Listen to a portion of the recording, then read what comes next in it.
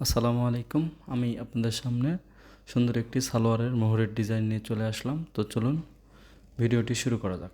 ভিডিওটি শুরু করার আগে যারা আমার এই ভিডিও প্রথম দেখছেন তারা অবশ্যই আমার এই পেজটি ফলো করে দিবেন এবং যারা ইউটিউবে দেখবেন চ্যানেলটি সাবস্ক্রাইব করে দিবেন। শুরুতে আমরা প্যান্ট জামা সাইড সেলাই দিয়ে নিয়েছি। তো সেলাই দিয়ে নেওয়ার পর আমরা এখন নিচের দিকে কুচি দেওয়ার জন্য 3.5 ইঞ্চি একটা কাপড় নিয়েছি। কাপড়টা ফোল্ড করে নিলাম। কাপড়টা ফোল্ড করে নেওয়ার পর ছোট ছোট করে কুচি দিয়ে নিলাম।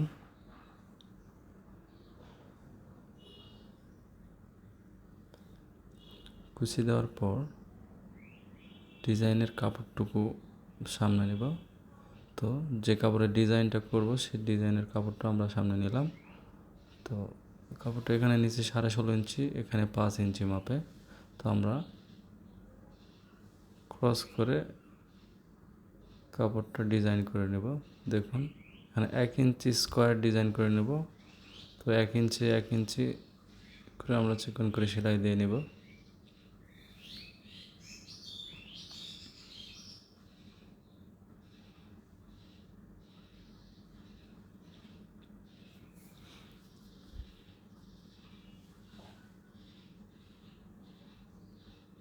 ওই পাশে 1 ইঞ্চি দেওয়া প্রায় শেষ।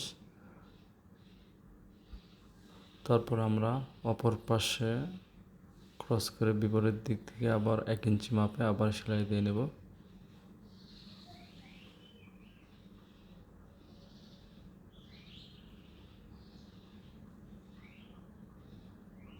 দেখুন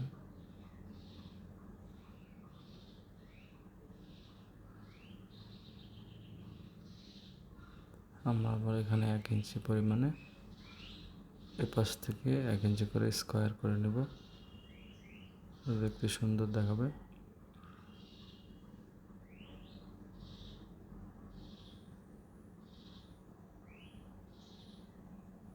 মোটামুটি আমাদের স্কোয়ার করে নেওয়া শেষ। দেখুন কত সুন্দর দেখা যাচ্ছে। আমরা পাশে ফলস একটা কাপড় দিয়ে লাগাই নেব অপর পাশে। তো পাশ দিয়ে সেলাই দিয়ে নিয়ে আমরা একটা চাপ সেলাই দিয়ে নেব। চাপ সেলাই দেওয়ার পর আমরা কাপড়টি সমান করে কেটে নেব সাইডে একটা সেলাই দিয়ে।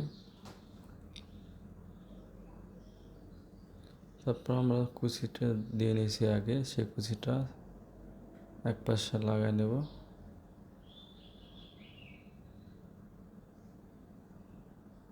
আর এক পাশে আমরা এখানে 3 ইঞ্চি প্রায় 3 ইঞ্চি স্কোয়ার একটা কাপড় নিয়ে কাপড়টা কোনাকুনি ফোল্ড করে নিয়েছি 2 ভাঁজে।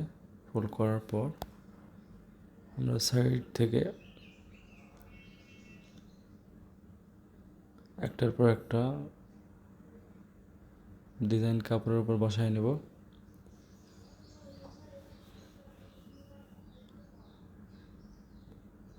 এরকম একটার পর একটা বসানোর পর প্যান্ট জামা সেলাই দেওয়ার অংশে লাগাই নেব।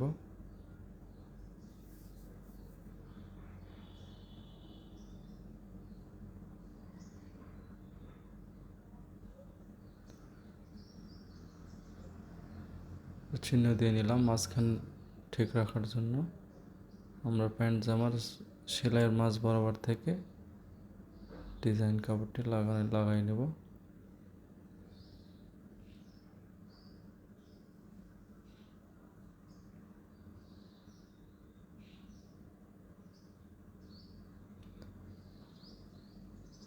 মোটামুটি আমার প্যান্ট জামার নিচের ডিজাইন প্রায় শেষ।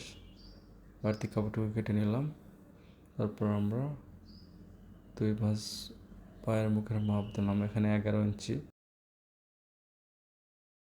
5.5 ইঞ্চি ডবল এখানে নিয়ে নিলাম।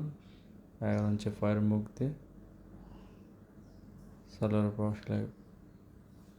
সেলাই দিয়ে নিলাম।